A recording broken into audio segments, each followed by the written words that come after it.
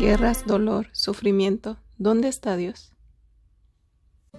Bendiciones a todos, ¿cómo están? Espero que se encuentren muy bien. Yo soy Elia para los que no me conocen y el día de hoy quiero tocar este tema acerca de por qué hay tanto dolor y sufrimiento en el mundo.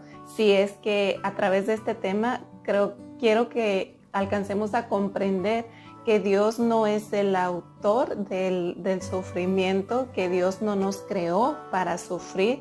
Todas las guerras, la opresión de los gobiernos, el sufrimiento que pueda sentir nuestra alma, nuestro espíritu y demás, no ha sido desde el principio como se dice, el motivo para el que Dios creó a la humanidad, sino más bien a través de las Sagradas Escrituras comprenderemos de dónde surgió o por qué es que ahora la humanidad estamos sufriendo todo este mal a nuestro alrededor.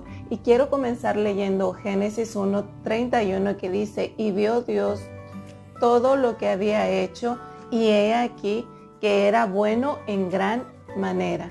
Si notamos, este versículo nos da luz a que Dios creó todo, lo hizo bueno, y en ese sencillo versículo nos especifica: no hay dolor alguno.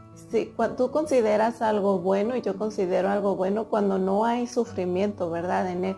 Entonces, en este pequeño versículo podemos darnos cuenta de que Dios, cuando creó todas las cosas o creó el mundo, Él no lo hizo con sufrimiento, ni con desastres naturales, ni con padecimientos, ni para que los gobiernos se enseñorearan de nosotros, ni demás, sino más bien Él quería que fuera una humanidad llena de gozo y que tuviéramos vida en el mundo, y vida en abundancia y vida eterna también. Así es como Dios creó al hombre. Pero ¿qué fue lo que pasó? ¿Dónde es que surgió esto? Génesis 2, permítanme, se me perdió. Bien, en Génesis 1, del 1 al 2, vamos a encontrar el origen del mal. Y no lo voy a leer, pero quiero dejártelo para que tú lo leas en tu casa y podamos darnos cuenta. En Isaías 14, del 12 al 7, el inicio, cómo es que se inició el mal, y lo vamos a encontrar en el mundo. Eso lo vamos a encontrar en Génesis 3, del 14 al 19. ¿Cuáles fueron las consecuencias de la separación de Dios, o sea, de la humanidad con Dios? Porque recordemos que el pecado o la muerte es una separación de la humanidad con Dios. En esto quiero explicar de que al principio Dios y la humanidad tenían una relación única. Ellos tenían comunión. Adán le hablaba a Dios directamente, hablaba con él todos los días, paseaba, convivían. Esa era la relación al principio, y Adán no tenía ningún padecimiento ni ningún sufrimiento. Sin embargo, una vez que entra el pecado o la desobediencia, que es lo que realmente origina el sufrimiento en el mundo, ahí es donde Adán decide optar por desobedecer a Dios. Ahí es donde comienza el sufrimiento de la humanidad, y no solamente la humanidad, sino que también la tierra está sujeta al hombre, y por ende también la tierra gime, y esto lo podemos ver a través de los desastres naturales que podemos ver en nuestro mundo. También vamos a encontrar las consecuencias de la separación. Las vamos a encontrar en Génesis 6, del 5 al 14, en Romanos 1, del 21 al 31, pero también vamos a encontrar la restauración de todas las cosas. Es decir, cuando estuvo la desobediencia del hombre hacia Dios, y que entró el pecado, vemos todos los desastres y catástrofes que nos trajo a nosotros, la humanidad. Sin embargo, Dios también lo restaurará una vez más, y eso lo vamos a encontrar en Juan 10:10 y en Primera de Juan 3:8 y Apocalipsis 21, del 1 al 5, la restauración de todas las cosas. Como hemos venido hablando ya, el pecado y la desobediencia trajo como consecuencia el sufrimiento. Una vez Jesús dijo, y esto lo vamos a encontrar en San Juan 10:10, el ladrón no viene sino para matar, hurtar y destruir. Yo he venido para que tengas vida y para que la tengas en abundancia. Habla acerca de dos personajes. ¿Quiénes son estos dos personajes? ¿Quién es el ladrón? Referente a la Biblia nos dice que es Satanás, la serpiente antigua, el dragón, como lo conozcamos. Él es quien ha traído, el que ha venido a matar, a hurtar, a destruir, a robarte la paz, a robarte la felicidad, a robarte la comunión con Dios. Ese ha sido el trabajo del diablo en nuestra vida. Sin embargo, el segundo personaje, el que nos menciona San Juan 10:10, es que Jesús ha venido para darnos vida y vida en abundancia. ¿Cómo es que Jesús ha venido al mundo para darnos vida y vida en abundancia? Pues bien, Él ha venido a hacer, recordemos que el sacrificio que Él hizo en la cruz por nuestros pecados, ahí es cuando Él viene, es como cuando el plan de Dios viene y actúa literal en ese momento para restablecer o para restaurar nuestra comunión con Dios. Y de una vez así obtengamos las bendiciones que al principio habíamos perdido por causa del pecado. Entonces, este versículo nos da luz de que tenemos esperanza y que Dios no se ha quedado callado ante el sufrimiento, aunque veamos las cosas malas, cosas que podamos decir esto está peor, cada día se pone peor, o sea, ¿cómo es posible que Dios no actúe? Dios actuó en el pasado.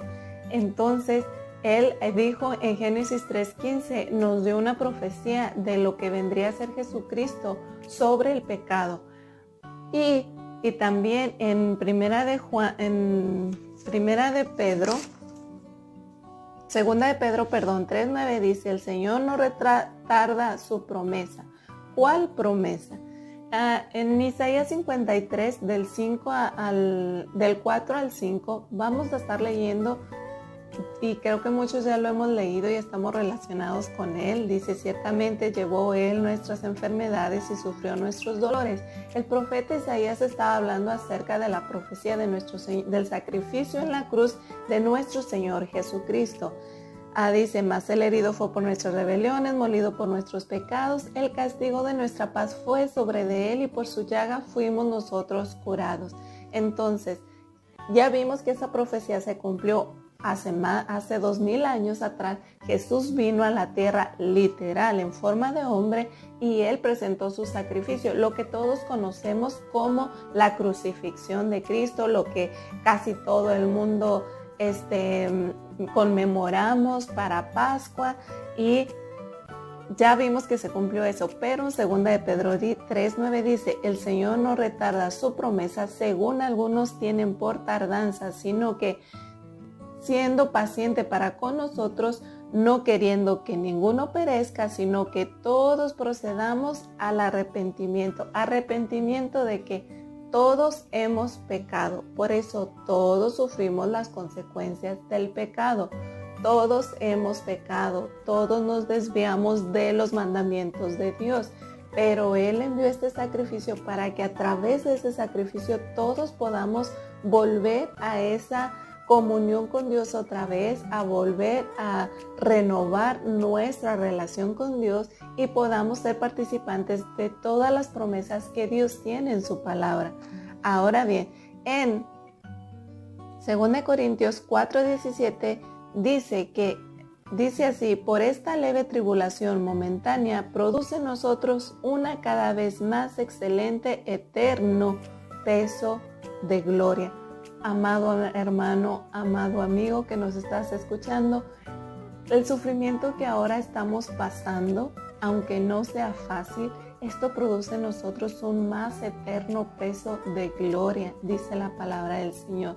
El apóstol Pablo, cuando lo escribió, estaba padeciendo y sufriendo por muchas cosas. Sin embargo, Él no se detuvo ahí a decir, ay, voy a sufrir por la eternidad, sino que Él tenía su mirada en las promesas de nuestro Señor Jesucristo, y una de ellas se encuentra en Apocalipsis 21:4, que dice, enjugará Dios toda lágrima de los ojos de ellos, y ya no habrá más muerte, ni habrá más llanto, ni clamor, ni dolor, porque las primeras cosas pasaron. Hay una promesa en la Biblia que es para ti y para mí, para los que queramos creer en nuestro Señor Jesucristo. Y es que un día el sufrimiento por el que atravesamos, las enfermedades, la separación de nuestros seres queridos a través de la muerte va a terminar, va a llegar a su fin. Entonces por eso es que Pablo le daba este consejo a los corintios.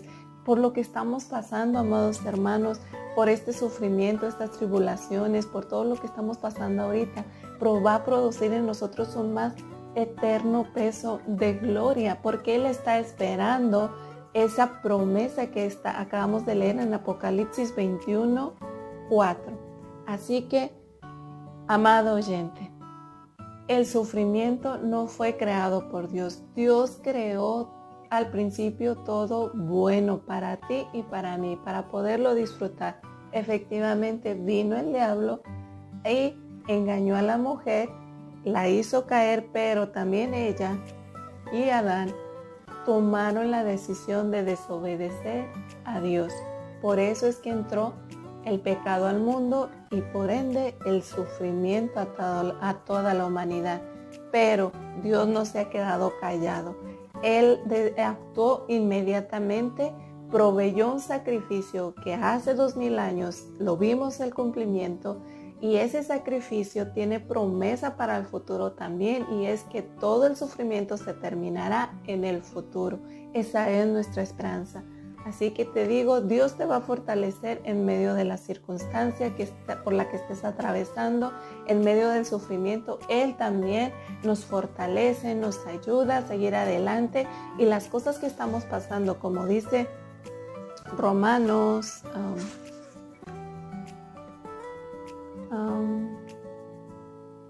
8:28, dice que a los que amamos a Dios, todas las cosas nos ayudan para bien. El sufrimiento por lo que pasamos, las circunstancias difíciles, nos ayudan para bien. Porque no es que Dios se agrade de que estemos sufriendo, sino más bien que Él transforma ese sufrimiento para bien en nuestra vida. Claro, dice, a los que aman a Dios. Si tú amas a Dios, entonces ten por certeza que lo que estás pasando ahora te va a ayudar para bien. Dios lo va a tornar para bien en tu vida. No importa qué sea por lo que estás pasando, Él lo va a tornar para bien para tu vida. No, Dios no te deja solo. Él siempre está ahí a tu lado. Si bien el enemigo vino a hacer ¿cómo se dice? Hacernos sufrir a través de que nos hizo desobedecer a Dios, o nos ha tentado a desobedecer a Dios, Dios ha proveído ese sacrificio perfecto para que nosotros lo obedezcamos. Así es que espero que esto te ayude a seguir adelante y que podamos comprender que Dios no es el autor del sufrimiento, que Dios no nos creó para sufrir, sino que el responsable es Satanás, y también las decisiones que tú y yo hacemos, aún así como le pasó a Adán y a Eva, que tuvieron la decisión de desobedecer a Dios, tú y yo tenemos la misma posibilidad. ¿Por qué? Porque Dios nos creó con libre albedrío. Esto significa con libertad para decidir entre lo bueno y lo malo. Tú y yo tenemos la oportunidad y la libertad de decidir lo que cada uno de nosotros queremos. ¿Queremos bien? Bueno, tomemos decisiones bien. ¿Queremos mal? Serán las consecuencias de las decisiones que tomemos mal.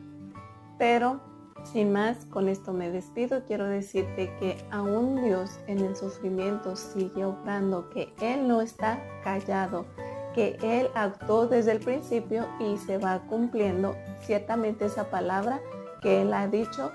Él no solamente lo dijo, sino que lo cumplió.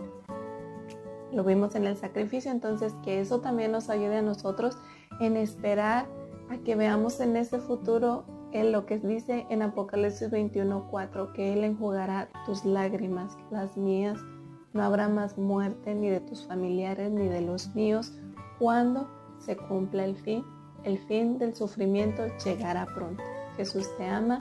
Sin más ni menos me despido y recordarte solamente que si encuentras de valor nuestro contenido, te suscribas, le des like, comentes y si hay alguna duda que tienes también la puedes poner en los comentarios. Yo la estaré